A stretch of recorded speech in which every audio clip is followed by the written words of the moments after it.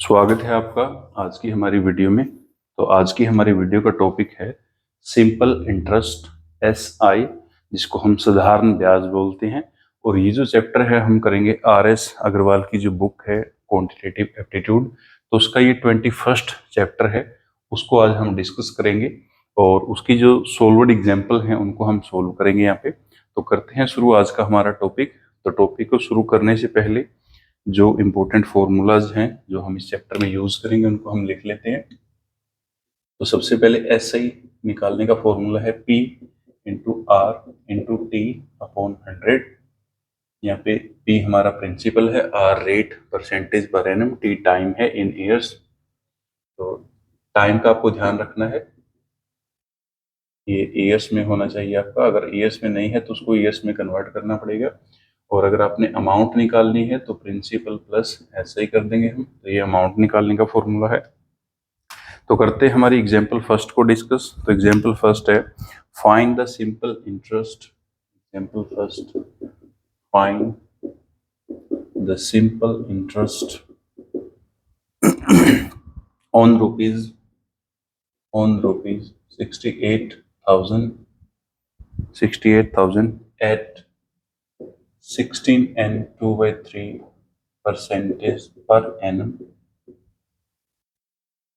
for 9 months। for 9 months।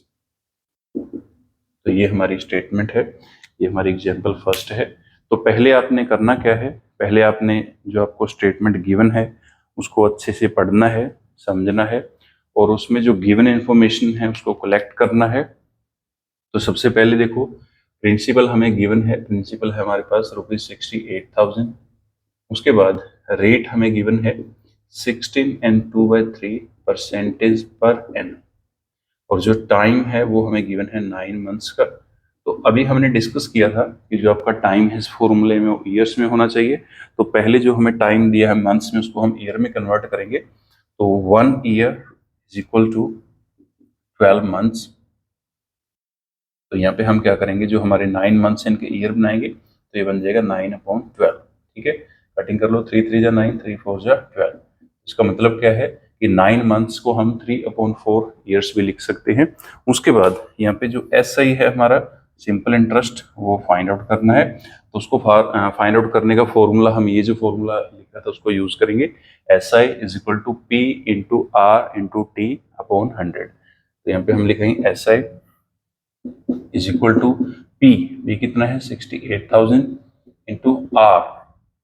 यहाँ पे हमें जो आर है मिक्स फ्रैक्शन में दिया, इसको सिंप्लीफाई करेंगे तो 16 3 जा 48 प्लस 250 अपॉन 3 परसेंटेज।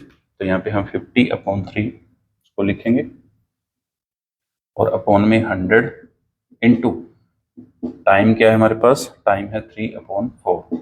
ठीक है, तो जो हमारी इंफॉर्मेशन थी उसमें उसको हमने फॉर्मूले में पुट कर लिया। अब इसको सिंप्लीफाई करना है।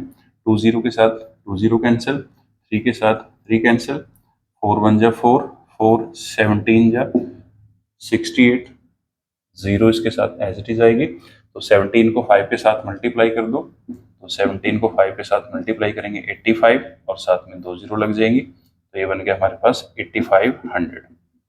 ठीक है, इसका मतलब क्या है, हमारा सिंपल इंटरेस्ट कितना है 8500। तो ये इसमें हमें फाइंड आउट करना था सिंपल इंटरेस्ट, वो हमने निकाल लिया 8500। ठीक है, तो ये थी हमारी एग्जाम्पल फर्स्ट। उम्मीद है आपको एग्जाम्पल फर्स्ट जो है वो अच्छी समझ आई होगी। अब हम करेंगे एग्जाम्पल सेकंड को। तो इसमें आपको खास तौर पर ध्यान रखना है कि आपका जो टाइम है, तो सिर्फ टाइम का ही ध्यान रखना है इसमें, कि टाइम आपका जो है वो ईयर्स में होना चाहिए। बाकी सारी जो इन्फॉर्मेशन है वो आपको दी जाएगी, बट टाइम जो है वो अलग अलग यूनिट में दिया जाएगा आपको, जैसे ईयर्स में भी हो सकता है, या फिर मंथ्स में हो सकता है, या फिर डेज में हो सकता है। तो उसको आपने पहले कन्वर्ट कर लेना है ईयर्स के अंदर, और फिर उसको जो है सोल्व करना है।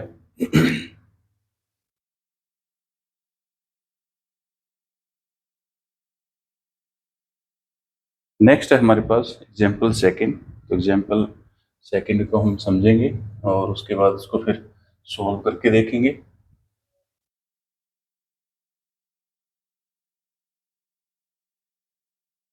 तो एग्जाम्पल सेकंड है find the simple interest Find the simple interest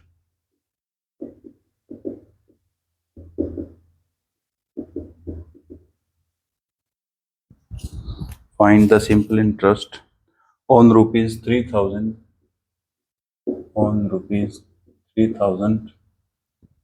at 6 and 1/4 percentage per annum for the period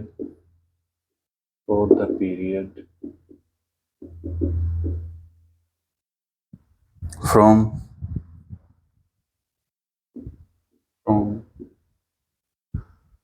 4th of February 2005 to 18th April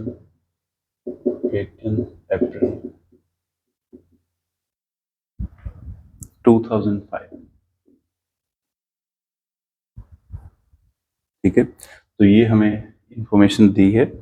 तो सबसे पहले इस इंफॉर्मेशन को ध्यान से समझना है, ठीक है, और उसके बाद जो है फिर इसको हम सोल्व करेंगे। तो अब की बार हमें जो टाइम है वो टाइम हमें गिवन है डेज में, तो उसको हम निकालेंगे यहाँ पे। तो सबसे पहले देखो, जो गिवन इंफॉर्मेशन है उसको लिखेंगे हम। प्रिंसिपल गिवन है हमें ₹3000, रेट भी गिवन है, रेट है 6 and 1/4 परसेंटेज पर एनम। इसको सोल्व करेंगे। 6 4 24 + 125 अपॉन 4 परसेंटेज पर एनम। और जो टाइम है, टाइम हमें गिवन है, तो टाइम हमें डेट दी है 4th of February 2005 से 18th April 2005। ठीक है, ईयर सेम है, मंथ्स अलग अलग हैं। तो सबसे पहले देखो 2005 जो है उसको हम चेक करेंगे कि वो लीप ईयर है या नॉर्मल है। तो लीप या नॉर्मल कैसे चेक करना है, इसको जो गिवन ईयर हम 4 से डिवाइड करेंगे। अगर वो 4 से डिवाइड होगी तो इसका मतलब वो लीप ईयर है, और अगर वो 4 से डिवाइड नहीं हुई तो इसका मतलब वो नॉर्मल ईयर है। ठीक है, अब लीप ईयर जो है उसमें कितने डेज होते हैं, 366, और नॉर्मल में 365। ठीक है, तो जो 2005 है वो 4 से डिवाइड नहीं होती, तो इसका मतलब ये नॉर्मल ईयर है। तो अब हम देखेंगे जो फेब है, तो फेब कितने की होगी, फेब होगी हमारी 28 की। तो 28, यहाँ पे कितने डेज बचे हैं, 24। तो 24 प्लस जो मार्च है वो कंप्लीट है, तो मार्च हमारा है 31 का, प्लस अप्रैल के 18 डेज हैं, तो ये 18 डेज को हम लिखेंगे। अब इनको सभी को ऐड कर लो, 4 + 1 5, 5 और 8 5 और 8 13, 2 और 3 5, 1 6 और 1 7। तो ये बन गए हमारे 73 डेज। तो 73 डेज का हमें इंटरेस्ट निकालना है।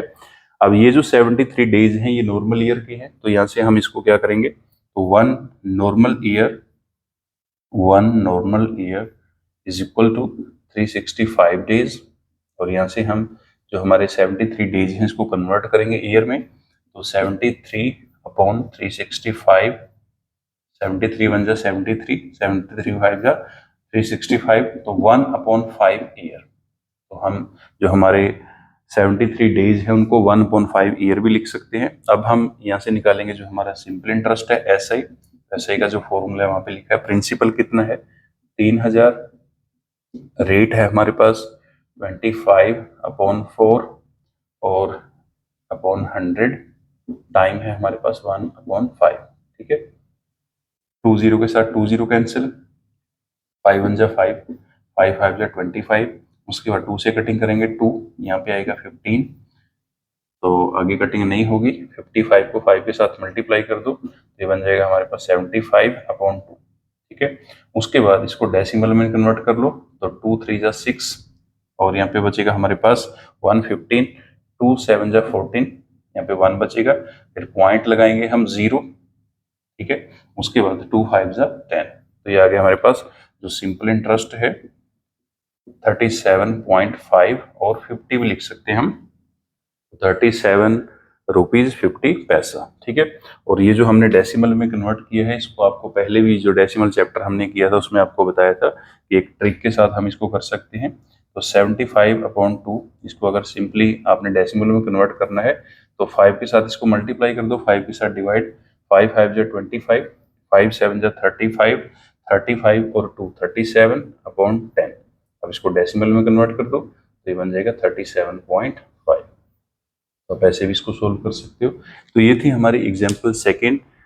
इसमें आपको एक चीज का खास तौर पर ध्यान रखना है कि जब हम किसी से भी पैसे उधार लेते हैं तो जिस डेट को हम पैसे उधार ले रहे हैं उस डेट का हमें ब्याज नहीं देना पड़ता। तो इसका मतलब क्या है कि जो 4 फेब है उसका हमें इंटरेस्ट नहीं देना होगा, लेकिन जिस डेट को हम पैसे रिटर्न करते हैं उस डेट का आपको जो है इंटरेस्ट देना होता है।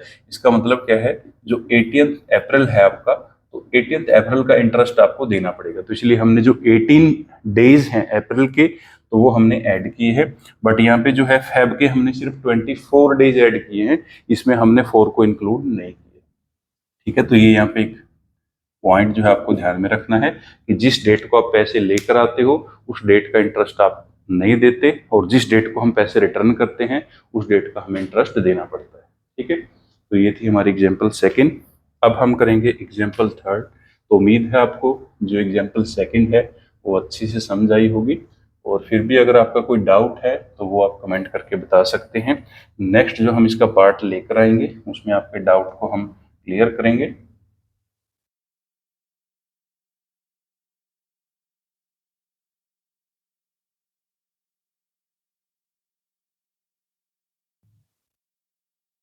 तो काफ़ी इंटरेस्टिंग ये चैप्टर है, सिंपल इंटरेस्ट, और इसको हम जो हमारी डे टू डे लाइफ है उसमें भी हम यूज़ करते हैं।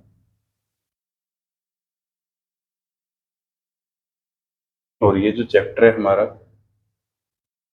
7th 8th क्लास में भी आता था पहले, तो अब भी आता है शायद कुछ बोर्ड्स में, लेकिन कुछ बोर्ड में इसको कट कर दिया है। तो इस वजह से जो है काफ़ी सारे बच्चों का कंसेप्ट अच्छे से बिल्ड नहीं होता। तो अगर आप किसी भी क्लास में पढ़ रहे हो, चाहे आप 6th क्लास में हो, 7th 8th 9th 10th, या फिर किसी कम्पिटेटिव एग्जाम की प्रेपरेशन कर रहे हो, या फिर आप एंट्रेंस टेस्ट की प्रेपरेशन कर रहे हो, तो आप सभी के लिए ये जो वीडियो है हेल्पफुल रहेगी।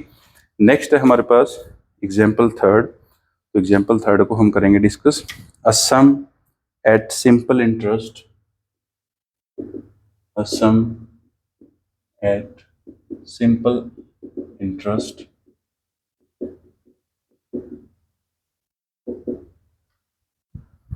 at 13.5 percentage per annum amounts to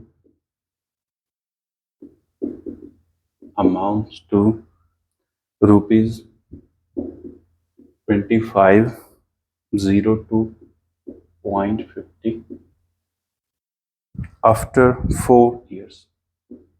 After 4 years, find the sum.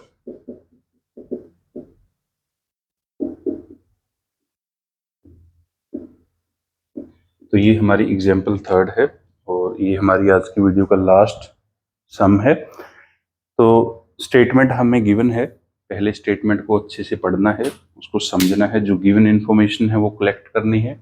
उसके बाद जो फाइंड आउट करना है फिर उसको देखना है कि हम किस फॉर्मूले की हेल्प से निकाल सकते हैं। तो गिवन क्या है, जो प्रिंसिपल है वो हमें गिवन नहीं है, ये हमें फाइंड आउट करना है। अमाउंट हमें गिवन है, तो अमाउंट है हमारे पास ₹2502.50। ठीक है, उसके बाद टाइम हमें गिवन है 4 ईयर्स का, और रेट भी हमें गिवन है 13.5% पर एनम। तो प्रिंसिपल जो है वो फाइंड आउट करना है, तो प्रिंसिपल को हम एज्यूम करके चलते हैं ₹Z। ठीक है, तो हमारा जो प्रिंसिपल है वो हमने एज्यूम कर लिया ₹Z है। अमाउंट गिवन है तो हम सिंपल इंटरेस्ट निकाल सकते हैं, सिंपल इंटरेस्ट का फॉर्मूला लगाएंगे अमाउंट माइनस प्रिंसिपल। तो अमाउंट क्या है, 2502.50 माइनस Z। ठीक है, तो ये हमारे पास ऐसे ही आ गया। अब इस SI को हम ये जो फॉर्मूला है इसकी हेल्प से सोल्व करेंगे। तो 2502.50 हमारा सिंपल इंटरेस्ट है, इज इक्वल टू P हमने क्या मान ली है, P हमारी है Z। तो P है हमारे पास Z इंटू रेट। तो 13 एंड 1/2, 13 टू जा 26 प्लस 1 27/2 परसेंटेज पर एनम। ठीक है, यहाँ पे हम लिखेंगे 27/2, यहाँ पे अपॉन में 100 इंटू टाइम जो है 4 ईयर्स, यहाँ पे 4 आएगा, ठीक है।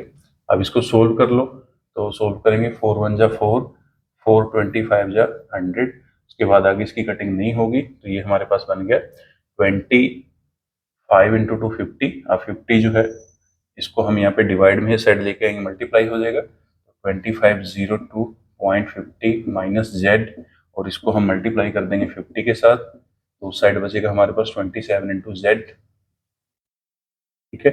अब इसको मल्टीप्लाई कर दो 50 को इसके साथ, तो 50 को मल्टीप्लाई करेंगे 2502.50, इसका डेसिमल रिमूव कर दो अपॉन 100 इंटू 50, ठीक है। उसके बाद minus 50z is equal to 27z, ठीक है।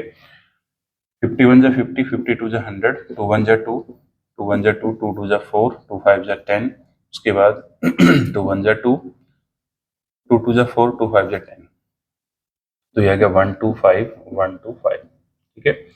और ये जो 50z यहाँ पे माइनस का उस साइड जाके प्लस हो जाएगा, 27 प्लस 50z दोनों को ऐड कर दो, तो ये बन जाएगा हमारा 77z इज इक्वल टू 125 125। 77 इसके साथ मल्टीप्लाई में इस साइड आके डिवाइड हो जाएगा, तो z is equal to 125 125 upon 77, तो इसकी हम 11 से कटिंग करेंगे, 11 7 जा 77, यहाँ पे कटिंग कर दो, 11 1 जा 11, यहाँ पे 1 बचेगा 15, 11 1 जा 11, 4 बचा है 41, 11 3 जा 33, 7 8 बचेंगे 82, 11 7 जा 77, 5 11 5 जा 55, ठीक है। उसके बाद फिर हम इसकी कटिंग करेंगे 7 से, तो 7 से कटिंग कर लो, तो 7 से कटिंग करेंगे, 7 1 जा 7, 7 1 जा 7, यहाँ पे बचेंगे 4 43, 7 6 जा 42, 1 17, 7 2 जा 14, 3 7 5 जा 35, तो ये आ गई हमारे पास z की जो वैल्यू है 1625। इसका मतलब क्या है, हमारा जो प्रिंसिपल है वो है 1625, ठीक है। तो ये हमने z की जो वैल्यू है उसको फाइंड आउट कर लिया, z की वैल्यू है हमारे पास 1625। तो ये था हमारा आज का लास्ट क्वेश्चन। तो उम्मीद है आपको थर्ड क्वेश्चन जो है, थर्ड एग्जाम्पल अच्छे समझ आया होगा। तो मिलते हैं नेक्स्ट वीडियो में एक न्यू टॉपिक के साथ, तब तक के लिए थैंक यू वेरी मच।